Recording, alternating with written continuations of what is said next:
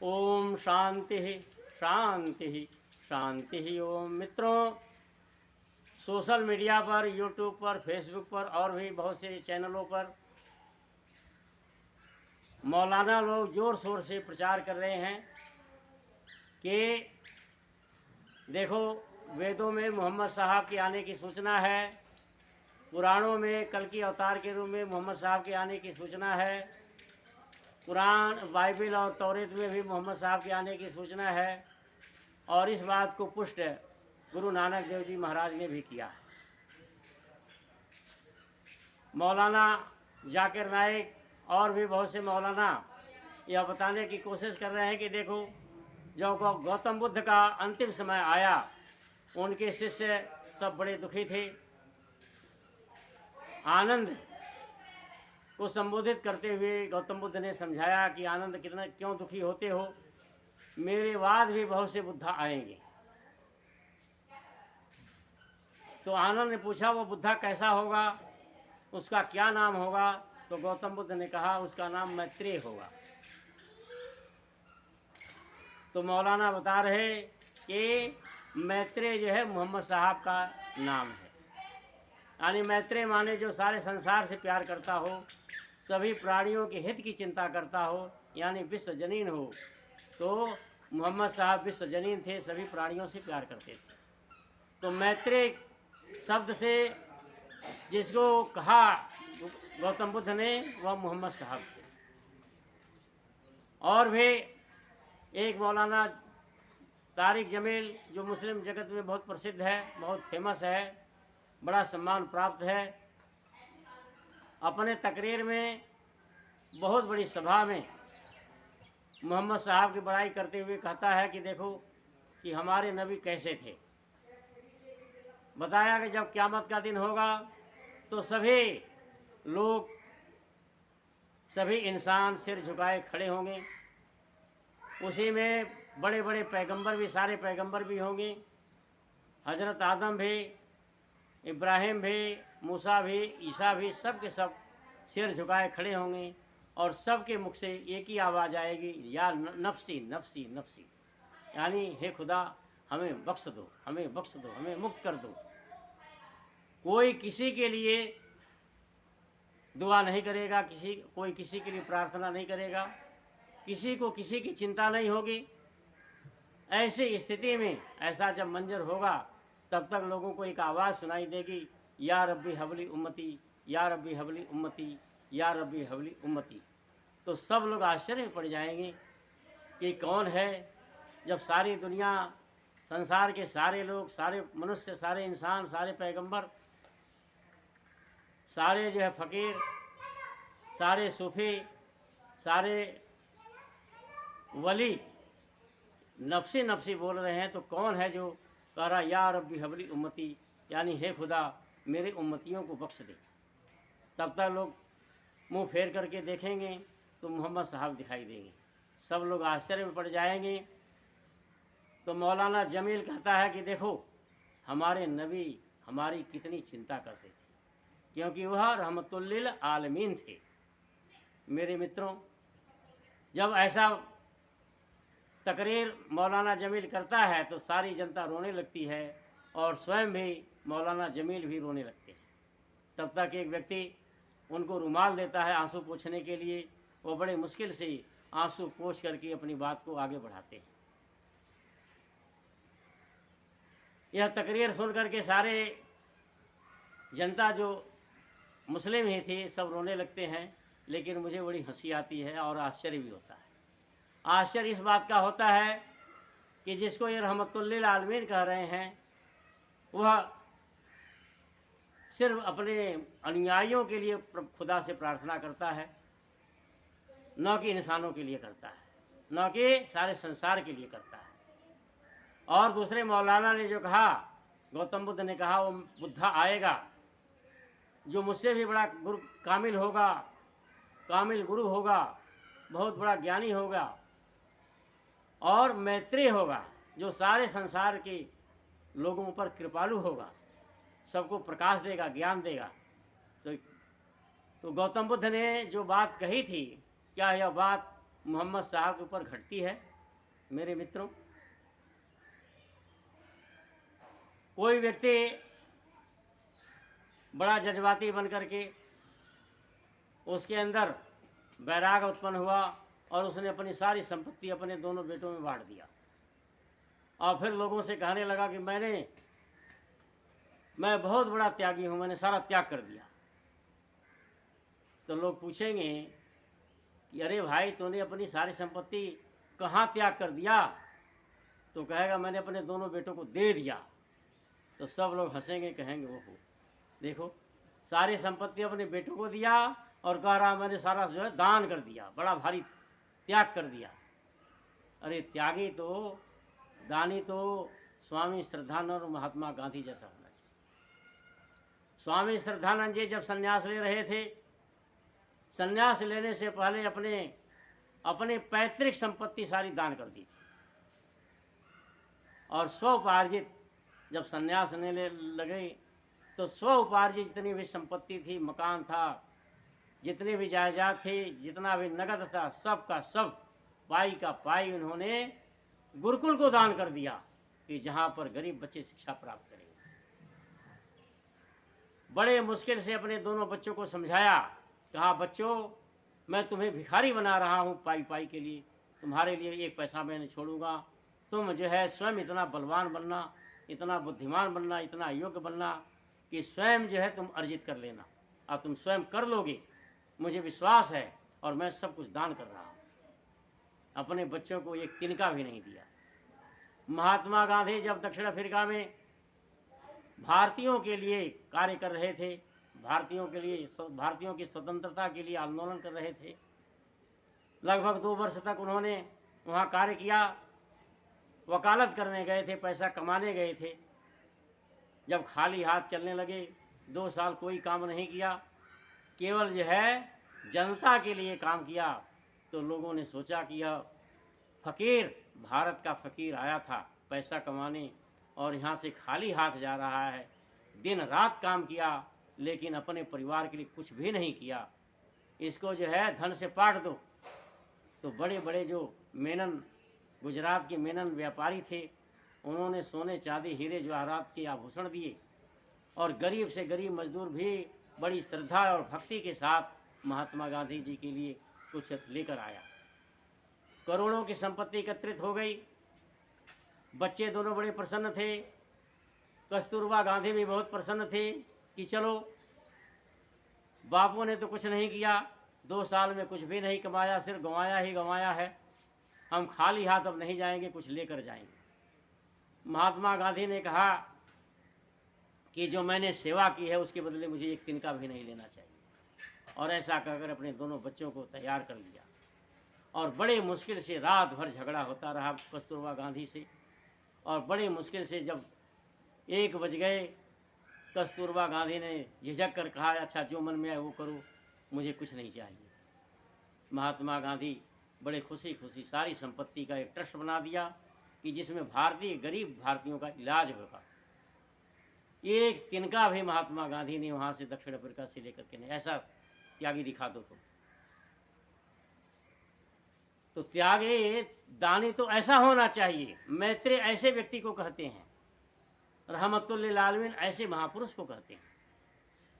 तो मोहम्मद साहब क्या कहते हैं, या रब्बी हबली उम्मती, या रब्बी हबली उम्मती, कहते हैं कि हे खुदा तू मेरे उम्मतियों को बख्श दे, मेरे उम्मतियों को मुक्त कर दे, मेरे उम्मतियों को जन्नत अता फरमा। तो मेरे मित्रों, मोहम्मद साहब रहमतुल लिल आलमीन कैसे हो सकते हैं? उनका नाम तो असली रहमतुल लिल मुस्लिमीन था, क्योंकि मुसलमानों के लिए ही वह चिंता करते थे, मुसलमानों के लिए ही प्रार्थना करते थे। तो रहमतुल लिल मुस्लिमीन थे। अगर रहमतुल लिल आलमीन होते तो क्या दुआ पढ़ते? कहते या रब्बी हबली आलमीन, या रब्बी हबली आलमीन, या रब्बी हबली मखलूक, या रब्बी हबली मखलूक।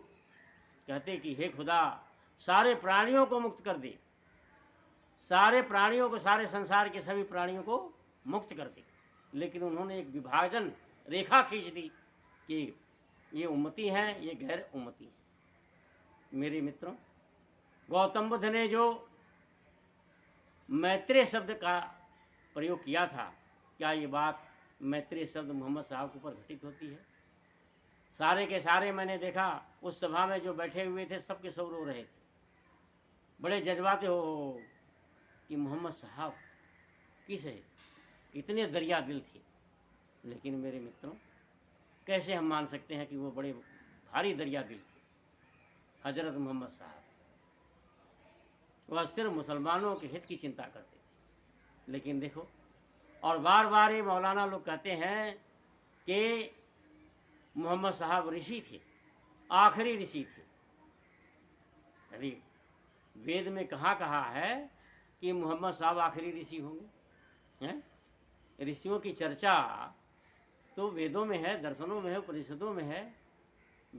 ऋषि की परिभाषा जो है निरुक्त में है। कहीं पर है ऐसा आया कि मोहम्मद साहब आखिरी ऋषि होंगे? और मोहम्मद साहब ऋषि थे कि नहीं थे, यह भी विचारणीय बात है। ऋषि के क्या लक्षण होते हैं? ऋषि सारे जो है ईर्ष्या, द्वेष, क्लेश, कर्म, विपाक, आशय, परामर्श, पुरुष विशेष ईश्वर कि जो लक्षण ईश्वर में घटते हैं कि क्लेश, कर्म, विपाकों से जो दूर होता है, उसी प्रकार से इन सारे द्वंद्वों से ऋषि मुनि दूर होते हैं। वह किसी के शत्रु नहीं होते, सारा संसार उनका मित्र होता है, क्योंकि वेदों में यही उपदेश है, मित्र से चक्षुषा सर्वाणि भूतानि समीक्षन्ताम, कि हे मनुष्यों, मैत्री भाव से सारे संसार को देखो, सभी प्राणियों को मैत्री भाव से देखो। सर्वा आशा मम मित्रम भवन्तु, हे जो ऋषि होता है, जो वेद को मानता है, वेद मार्ग पर जो चलता है, वह क्या प्रार्थना करता है? सर्वा आशा मम मित्रम भवन्तु, हे परमात्मा, सारी दिशाओं में बसने वाले सभी प्राणी मेरे मित्र हों, कोई शत्रु न हो। तो इस मार्ग पर चलने वाले आर्य कहलाते हैं। और जो पूर्ण रूप से इस पर चलता है, जिसके जीवन में यह बात घटित हो जाती है, जो फॉलो करता है इस बात का, सर्वा आशा मम मित्रम भवन्तु, यानी सभी प्राणियों को हृदय से मैत्री भाव से देखता है, निश्चित रूप से वही ऋषि हो जाता है। तो ऋषि मुनि बनने के लिए क्या होता है? सबसे पहले अहिंसा का पालन करना होता है। देखो, महर्षि पतंजलि कहते हैं, परमात्मा भी कहता है कि जब तक चित्त वृत्तियों का निरोध नहीं होगा तब तक योग नहीं होगा, और जब योग नहीं होगा तो बिना योग के मुक्ति नहीं होगी। परमात्मा स्वयं कहता है, वेदाहमेतम पुरुषम महांतम आदित्य वर्णम तमसः परस्तात् तमेव विदित्वात् मृत्युमेति नान्य पंथा विद्यते अयनाय। वह मंत्र का अर्थ बहुत बड़ा है, लेकिन इसमें एक बात परमात्मा स्वयं कहता है, बिना उस परमात्मा को जाने, परमात्मा कहता है बिना मुझे जाने व्यक्ति, प्राणी भव सागर से पार नहीं हो सकता है। उसको जान करके ही पार हो सकता है, और संसार में कोई मार्ग है ही नहीं। तो परमात्मा को जानने के लिए योगाभ्यास किया जाता है। योगाभ्यास के लिए यम नियमों का पालन किया जाता है। यम नियम क्या है? तत्र हिंसा सत्यास्ते ब्रह्मचर्य परिग्रह यमा, शौच तप संतोष स्वाध्याय स्वर प्राणिधान नियमा।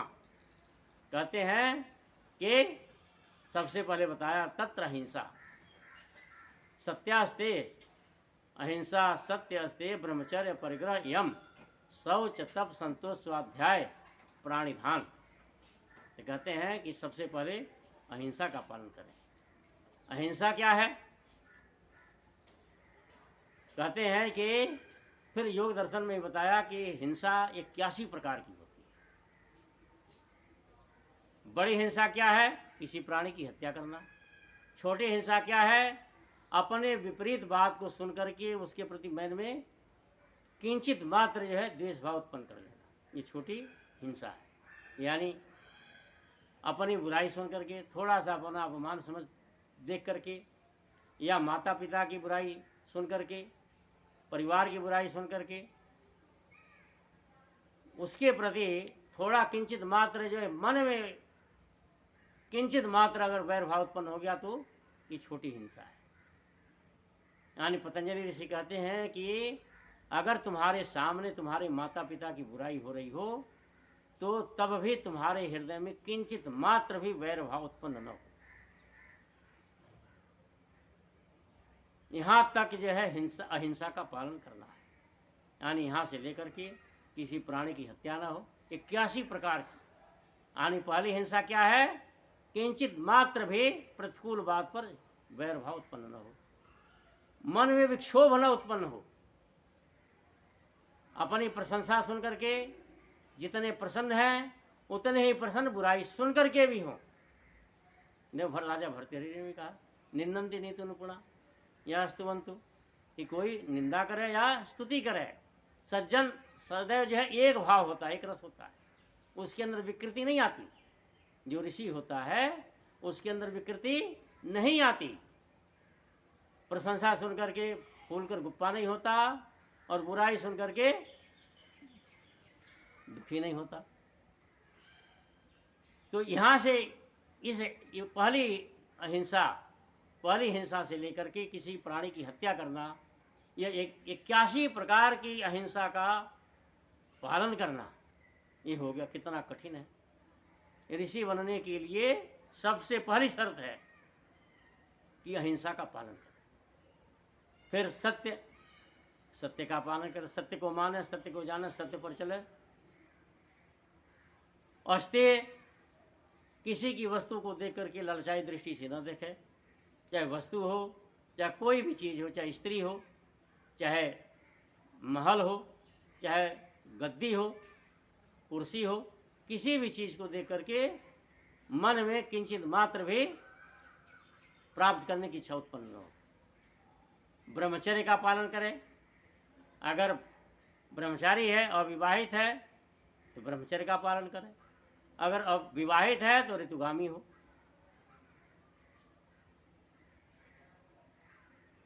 अपरिग्रह, वस्तुओं का संग्रह न करें। शौच, तप, संतोष, स्वाध्याय, पवित्र हो, तपस्वी हो, स्वाध्यायशील हो और ईश्वर प्राणिधान हो, अपने को ईश्वर को समर्पित कर दें। तो यह जो है ऋषि बनने के प्रारंभिक कारण हैं। तो जो ऋषि होता है वो उसकी अहिंसा सिद्ध होती है, सत्य भी सिद्ध होता है, ये सारे यम और नियम जो है सिद्ध होते हैं। जिसका सिद्ध हो जाता है वही ऋषि बनता है। तो जो है जो ये कहा जाता है, मौलाना लोग बड़े जोर शोर से कहते हैं मोहम्मद साहब ऋषि थे। तो क्या मोहम्मद साहब की अहिंसा सिद्ध थी? वो तो लड़ाइयाँ लड़ते थे। गौतम बुद्ध देखो, गौतम बुद्ध है, उनके उपदेश से, उनकी शक्ल देख कर के, उनकी मुस्कुराहट को देख कर के, उनके उपदेश को सुन कर के लोग तलवार फेंकते थे। उनके जाने के बाद भी तो लोग तलवारें फेंकते थे।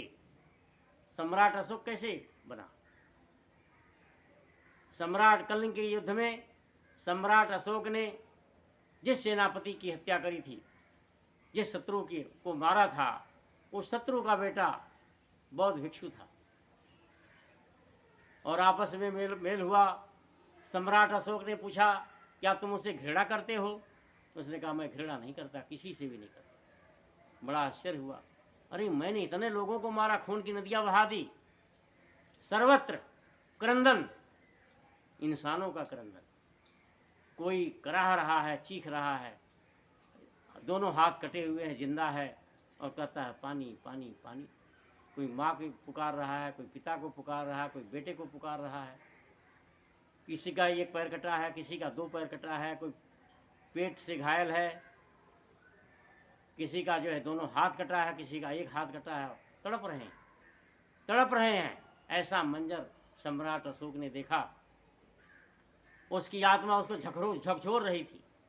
तब तक जो है उस बालक से संवाद होता है। कहता, मैं किसी से घृणा नहीं करता, आपने जिसका वध किया मैं उसी का बेटा। सम्राट अशोक इतना बलशाली, लाखों लोगों की हत्या करने वाला, तलवारें फेंक देता है और कहता, बुद्धम शरणम गच्छामि, और आजीवन व्रत लेता है, अहिंसा का कोशिश करता है कि मैं भी जो है सारी जनता अहिंसा का पालन करे। स्वयं अहिंसा का पालन करता है और कोशिश करता है कि सारी जनता भी अहिंसा का पालन, युद्ध न हो, कहीं पर भी युद्ध न हो, कोई किसी से न लड़े, कोई किसी का शत्रु न हो, सब लोग सबके मित्र। गौतम बुद्ध ने जो मैत्रेय शब्द प्रयोग किया था, ऐसे ऋषि के लिए प्रयोग किया था जिसकी अहिंसा सिद्ध हो। क्या वह बात मोहम्मद साहब पर घटती है? क्या मोहम्मद साहब विश्व जनीन थे? अगर विश्व जनीन होते, रहमतुल्लिल आलमीन होते, तो दुआ पढ़ते या रब्बी हबली उम्मती, न पढ़ करके या रब्बी हबली आलमीन, या रब्बी हबली मखलूक पढ़ते। यही बात और भी है, जब मोहम्मद साहब आखिरी हज्जतुल विदा जिसको कहते हैं कर रहे थे, काबा के सामने खड़े होकर की दुआ मांग रहे थे। कैसे दुआ मांग रहे थे? जब ये इस बात को भी मुसलमानों के सामने मौलाना लोग रखते हैं तो सारे मुसलमान रोने लगते हैं। तो क्या दुआ मांग रहे थे? काबा के सामने खुदा से दुआ मांग रहे थे, खुदा अब तो मैं जा रहा हूँ, आखिरी हज कर रहा हूँ, तू मेरे उम्मतियों को बख्श दे, या रब्बी हबली उम्मती, या रब्बी हबली उम्मती। मोहम्मद साहब दुआ पढ़े जा रहे हैं, आंसू बहाए जा रहे हैं। इतना आंसू बहाया कि दाढ़ी भी गीली हो गई, दाढ़ी इतनी गीली हो गई कि दाढ़ी से भी आंसू टपकने लगे। जब इस बात को मौलाना लोग सुनाते हैं तो सारे मुसलमान रोने लगते हैं। लेकिन जब आश्चर्य तो हमें होता है कि मोहम्मद साहब ने ऐसा क्यों नहीं बोला। अगर बोल देते या रब्बी हबली आलमीन, या रब्बी हबली आलमीन, या रब्बी हबली मखलूक, तो मोहम्मद साहब रहमतुल्लिल आलमीन नहीं, रहमतुल्लिल मुस्लिमीन थे। मेरे मित्रों, जो मौलाना ज़ोर शोर से इस बात का प्रचार कर रहे हैं कि देखो मोहम्मद साहब, हम सम्मान करते हैं, मानते हैं, मोहम्मद साहब का आदर करते हैं, हम बुराई नहीं करते। हज़रत मोहम्मद सल्लल्लाहु अलैहि वसल्लम, हम प्रेम का पैगाम देते हैं, शांति का पैगाम देते हैं, सत्य और अहिंसा को मानते हैं। वेद का ही उपदेश है, वेद में पाखंड नहीं है। जो नफरत फैलाता है वो निश्चित रूप से वेद का शत्रु होता है, वो आर्य नहीं हो सकता। नफरत फैलाने वाला कभी भी आर्य नहीं बन सकता, 7 जन्मों में आर्य नहीं बन सकता। जो प्रेम का पैगाम देता है, शांति का पैगाम देता है, वही आर्य होता है। मेरे मित्रों, तो हमें बड़ा आश्चर्य होता है। आश्चर्य अपने हृदय के उद्गार मैंने व्यक्त किया। अगर किसी मौलाना को इस बात पर आपत्ति हो तो मुझसे संपर्क करें और मेरा समाधान करें, हम उस बात को मानेंगे। अगर सत्य होगा, सत्य बात होगी तो हम उसकी बात को मानेंगे, हम भी मोहम्मद साहब को मानेंगे। लेकिन जब तुम कहते हो कि मोहम्मद साहब के बिना माने तुम किसी की मुक्ति नहीं हो सकती, तो भाई हम तो जब घड़ा बाजार में घड़ा खरीदने जाते हैं तो उसको भी जो ठोक बजा कर लेते हैं। तो जहाँ जीवन का ही रिश्ता हो, हैं, तुम कहते गुरु बना लो मोहम्मद साहब को, तो हम गुरु बनाएंगे तो पहले ठोकेंगे बजाएंगे तब तो बनाएंगे। जब हमारी आत्मा स्वीकार करे तब तो बनाएंगे। तो हमारा भी समाधान करो। मेरे मित्रों, निश्चित रूप से तुम्हारे पास कोई समाधान नहीं, क्योंकि ऋषि मुनि रहमतुल्लिल आलमीन होते हैं, वह जो है विश्व जनीन होते हैं। क्योंकि वही जो है, तो देखो कैसा महर्षि दयानंद सरस्वती ने नियम लागू कर दिया। शांति पाठ वेदों में है, लेकिन कहा नहीं जब हवन करो तो शांति पाठ करो। कितने ऊंचे ख्याल थे, हैं?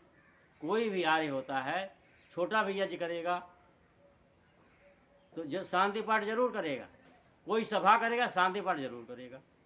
क्योंकि जो है उसके अंदर भाव, महर्षि दयानंद चाहते थे कि सब सारे संसार का एक कल्याण की सोचे, हर प्राणी सारे संसार की कल्याण की सोचे, हर प्राणी जो है विश्व जनीन बन जाए।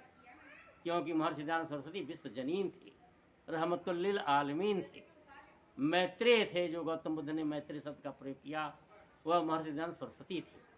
तो निश्चित रूप से जानो, अगर मुक्ति को पाना चाहते हो तो वैदिक धर्म को अपनाओ और महर्षि दयानंद सरस्वती को अपना रसूल, अपना गुरु स्वीकार करो।